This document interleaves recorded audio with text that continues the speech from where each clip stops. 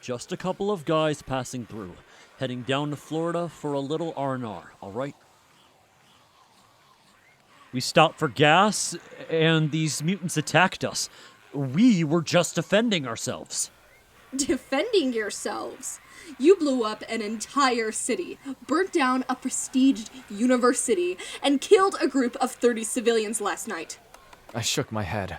Correction, our entire city was blown up, my emo friend here burnt down a school full of mutants trying to kill us, and we killed 30 gangbangers who put a knife in his back and a bullet in my leg. I pulled up my pant leg a bit, showing her the bandage wrapped around my ankle where the bullet had glazed my leg. But still, she didn't let up. Why should I believe you? She asked, a hint of anger in her voice. You really think a 12-year-old would be sticking around with a couple of terrorists? I asked, turning to Axel, who was still holding his gun. Not the best example. What are you doing here then? She asked, lowering her katana. Like we said before, we were heading down to Florida, stopped for gas, and got ambushed by these infected. I explained. We just need to find a way past them into our RV. Our friends are trapped inside. What's your plan then? She asked. Andrew raised his hand. I vote we throw Spencer over the fence. Hunter raised his hand as well. I vote we throw Andrew over the fence. I vote we throw both of your asses over the fence, I said, turning to look at them both. Spencer then raised his own hand, jumping up and down like a student urging to be called on. Ooh! What if we pick up the mutants and push them somewhere else? Octavia turned to Hunter, Andrew, and I and whispered, Is there something wrong with him? We've been wondering that for years. Andrew whispered back. Axel then looked at the pothole. What about the way he came through? The sewers? Hunter asked in a disgusted voice. It's not as bad as you'd expect. I've been using it to get around town since the streets aren't safe anymore. I don't know how to drive, nor can I run very far lugging around this big-ass sword, so it's my only option. She said. How long have you been here? What even happened to this place? I questioned. The last few weeks have been rough. The government tried to quarantine the area, but it took a few days before the place was officially off limits. She explained. If this place is off limits, then why the hell are you here? Hunter asked. About a week ago, the virus started spreading through the town non-stop. Hospitals were filled up, urgent cares flooded. And the next thing I knew, when I stepped out of my house, all my neighbors were dead. Everyone in the city has either run away or died. All except for me, my mother, my brother, and my sister. You have family?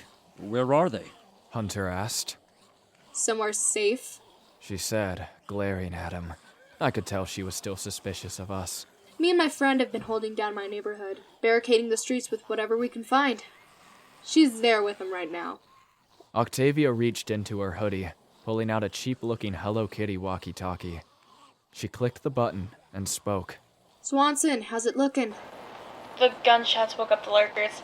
There's a lot of them coming our way, and I'm not sure how long I'll be able to hold them if they get through the barricade. Octavia lowered the walkie-talkie and glared at us. See what you did? If anyone I know dies, I'll fucking kill you all. Whoa. Let's calm down here. If you help us lure the mutants away so we can get to the RV, we'll help your family, okay? We have guns, a lot of them, and our friend has a duffel bag lying in the street out there filled with guns and ammo, I said to her. Guns and ammo I was coming to steal until you dumbasses messed it up. She said with a glare. Andrew stepped in front of me. Dumbasses? Says the one running around with a freaking sword. I shoved him aside. Look, we're both trapped here, and if we're gonna get out, then we're gonna need to help each other. And what's stopping me from leaving your asses up here? She asked. The fact that we're all carrying guns that could blow your brains out in an instant? Andrew replied. The girl took a few seconds to think. She looked at us all. Andrew's pissed-off expression, Spencer's worried look, Hunter's stern gaze, and my hopeful smile. Eventually, she reached out and shook my hand. Fine. If any of you try any funny business, I'm leaving all of you behind. She said, before turning away towards the pothole. Great. Now, how are we gonna take care of the muffin sacks out there? Spencer asked, referring to the mutants behind us. There's a baseball stadium just a few blocks away. If If we can find our way there and set off the intercom system, I bet we can lure the mutants away. And if it works out well enough, we can pull them off Kaylee's position too. She said. Sounds like a plan, I replied. The young girl then stepped over to the pothole, jumping down and grabbing onto the ladder below. She began climbing down and I followed, Axel right behind me. One by one, we all made our way into the sewer system, Hunter pulling down the pothole behind us, just in case the mutants got through the fence. When we reached the bottom, Octavia pulled out a small glow stick from her hoodie pocket, shaking it and breaking it in two. The small glowing object illuminated the pitch-black sewer tunnel. It was very dark and murky, the smell pungent and destructive. The alarming part was a mutant lying in the stream of water behind us, its torso sliced. Octavia approached the mutant as it reached out for her, letting out a low growl. She stabbed it in the head with her katana, before looking ahead and then turning back to look at us. Let's roll. The six of us ventured through the tunnels for a while, eventually stopping at a ladder illuminated faintly by the holes in the pothole above. She led the way, climbing up first and shoving the pothole aside with what little strength she had. She seemed kind of scrawny, but held her own pretty well. We all climbed up, looking to the side to see a large baseball stadium about half the size as the one we saw in Detroit. It was pretty big, and judging by the jumbotron and speakers we could spot past the entranceway, it was probably powerful enough to solve our problem. Be careful, She said, as we approached the ticket gates. When the military declared this place a restricted area, the game was still going. There could still be monsters around this place. We hopped over the ticket gates and entered the front of the stadium, eyeing the large screen on the opposite end. I turned to the others, pointing in the different directions. Andrew, you, Hunter, and Spencer go right. Axel and I will go with Octavia. Andrew nodded, heading the other way with Hunter and Spencer behind him. Meanwhile, I followed Octavia along the stands to the left, the two of us heading towards the jumbotron. From afar, I could see several mutants stumbling around in the seats below.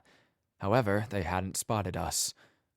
The stadium looked like it had been in the midst of a game, when suddenly the world came to a close. Snacks, drinks, and souvenirs were scattered across the ground, and all the snack stands set up against the walls were knocked over and torn apart. Baseball mitts and bats laid in the midst of the diamond, a single ball lying on home base. As we walked carefully through the stadium, I noticed Octavia's hand grip the hilt of her sword tightly. It was sheathed to her back, attached via a leather strap, and her hand was holding onto the hilt as if she was going to be attacked at any moment. The girl was obviously cautious and extremely prepared, judging by her attire. While the black hoodie and dark jeans she wore gave off the vibe of an average teenage shut-in, it was her weapons that intimidated me. Alongside her katana, she had a black strap around her thigh with several throwing knives tucked inside. That, along with a knife sheathed to her belt and the outline of a pistol stuffed in her waistband beneath her hoodie, told me not to mess with her. What exactly happened here? Axel asked her, curiously. My brother told me there was a huge fight last week. Some guy collapsed in the stands. He infected one person and they infected another, and within an hour this place was being evacuated. It's what made the government decide to shut this place out. Where'd all the players go? Axel asked as he stared down at the field. She shrugged and walked ahead, stepping over a squished hot dog and approaching a door beside the jumbotron labeled Control Room. Octavia tried to open the door, but it was locked.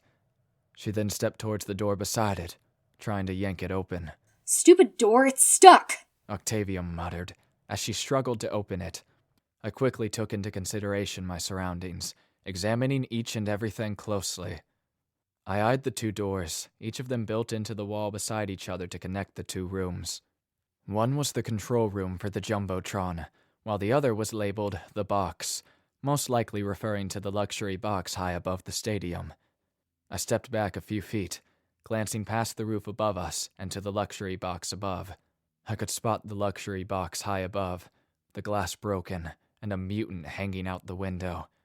I then looked back to Octavia, watching as she kicked at the door. When I looked back to the mutant, it was gone. "Octavia, get back!" I shouted, but it was too late. The girl finally managed to open the door, only for a mutant to burst out and claw at the young girl. I reached for my machete before remembering it had broken earlier. Octavia stepped back carefully before slicing off the mutant's arms and impaling it in the heart, her blade bursting out of its back. She then tore it out of his corpse, letting it fall to the ground. "That thing is deadly," I remarked. I sharpen it daily, She said, still in a hostile tone, before pulling out a small white rag and wiping the blood off the blade. She ran the rag up and down the sharpened blade, a slight unnerving smile visible in the corner of my eye. Before any of us could enter the control room, a door to the left burst open to reveal Hunter, Andrew, and Spencer. Both Hunter and Andrew then rammed the door, holding it shut as a barrage of mutants attempted to push it open. We got a lot of them here. Get this thing done so we can get out of here now. Hunter shouted. "The door's locked. We can't get in," I told them.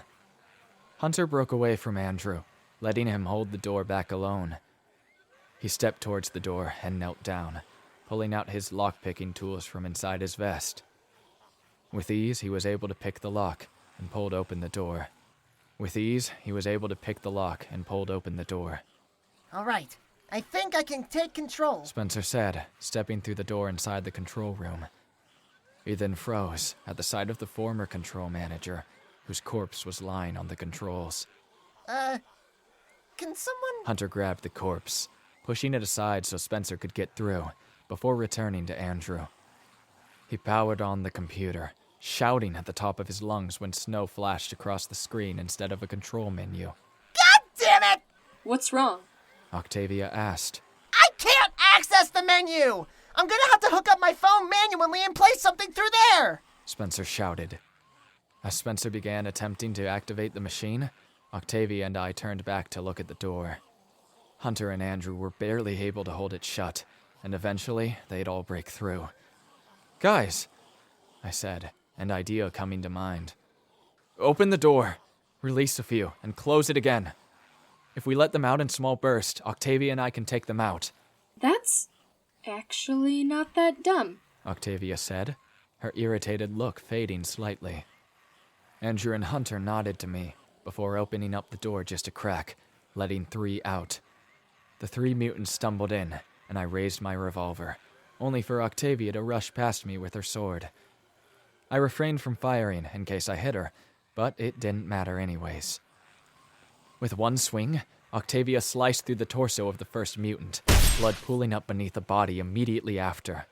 She then shoved the second mutant to the side, before driving her blade through the third, upon it tearing straight through its body and out the other side.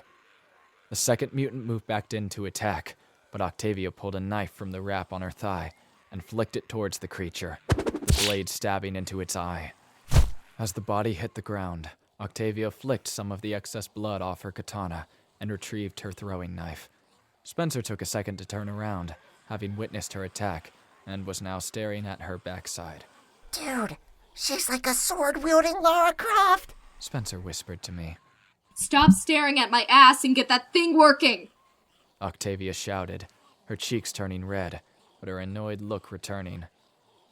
Andrew and Hunter opened the door just a smidge again, this time releasing 5. I fired twice with my Colt Python, killing 2 while Octavia got the rest. She cut 2 down with singular slices, before pulling out a knife, stabbing the 5th in the stomach and gutting it with a single slash. The Jumbotron then powered up, Octavia and I turning to watch a cheap home run animation flash across the screen. Spencer then maxed the volume out, before asking, All right!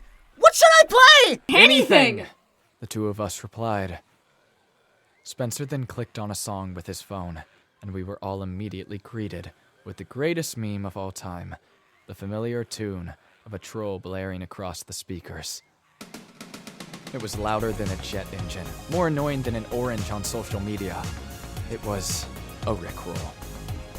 Andrew groaned loudly, stabbing a mutant in the head and shoving his body aside before asking him, Out of all the songs in this goddamn universe, from Michael Jackson to Set It Off, this is the song you had to choose? Sorry! Can't hear you! Spencer replied jokingly, before beginning to sing along with the song. Never gonna give you up, never gonna let you down. As Rick Astley sung his hit single on the Jumbotron, I turned and stared out into the distance. I could see down the street and around several blocks, and like Octavia suggested, the mutants moving in towards our position. The swarm around the RV had already cleared out, heading our direction. "It worked!" I shouted. "Now what?" We get the hell out of here! Hunter shouted. Octavia led the way, and we all followed behind her, rushing across the stands towards the entrance to the ballpark. We needed to get there fast, before the swarm cut us off on our route to the pothole. I held up my Colt Python, firing several shots back as the mutants chased behind us.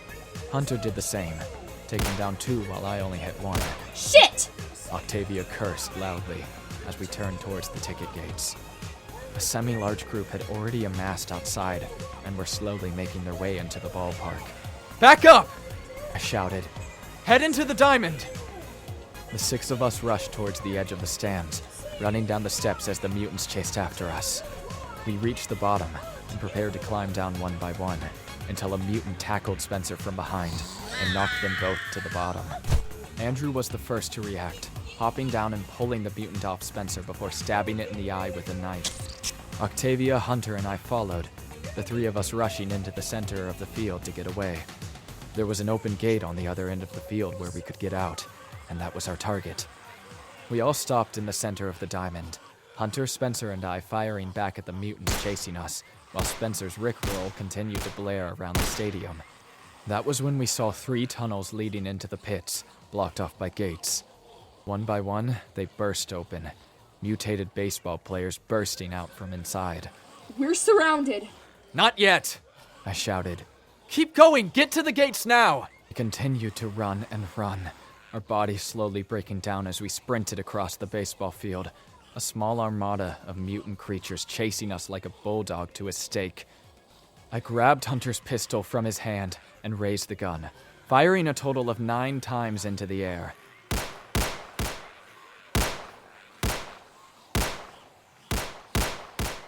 An SOS.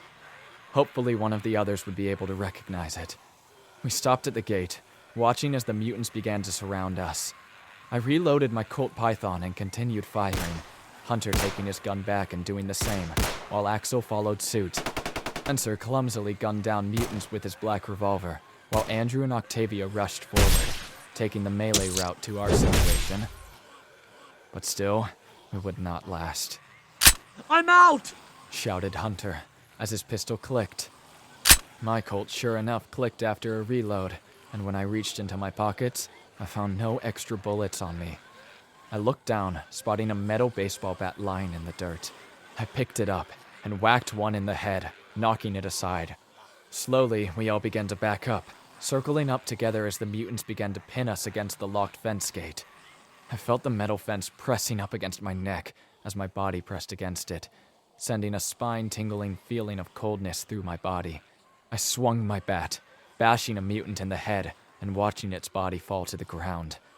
Blood splattered against my cheek, and I suddenly began to realize that we couldn't take out this many.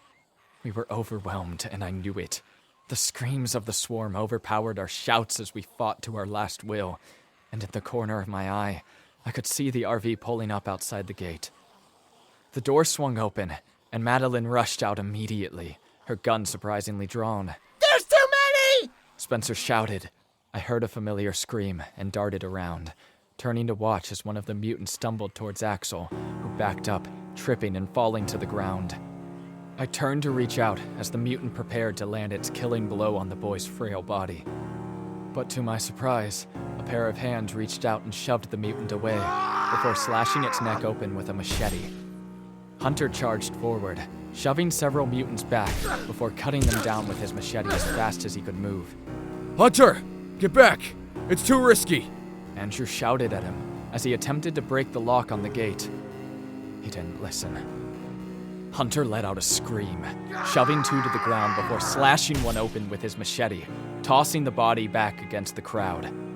One of the mutants slashed at him, and he dodged it, narrowly slipping past his attack before killing it with a finishing blow.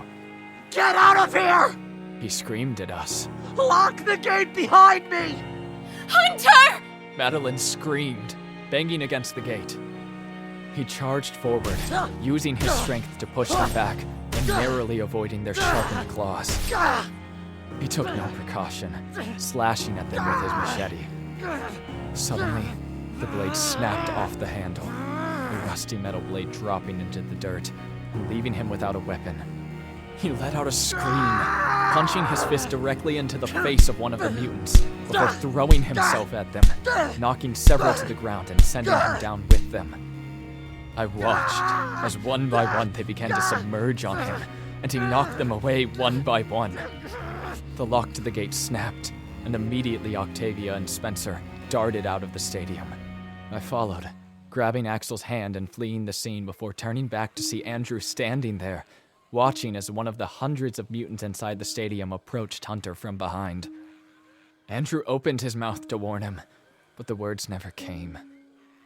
All he could do was watch as the gray-skinned creature swung his claws at Hunter's back, slashing through his brown vest and deep into his skin. Blood burst from his body, splattering across the ground as the boy fell to his knees. Madeline shoved me aside, rushing forward towards the gates.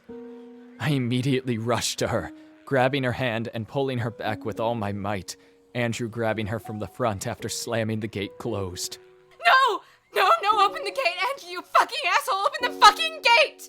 She screamed through tears. I held Madeline back with whatever strength I had left, the strength that was slowly dwindling, as I watched one of my best friends fight against a swarm of mutants with his bare fist. As I watched the mutants slowly surround him, his body disappeared into the crowd. And then like that, he was gone. His entire existence whisked away by those heartless creatures, and his body torn apart like nothing. A familiar feeling began to fill my body, like a sharp pain in my chest. Not like a bullet, not like a scratch, just an aching pain in my heart, as I suddenly came to the realization he was gone. Hunter!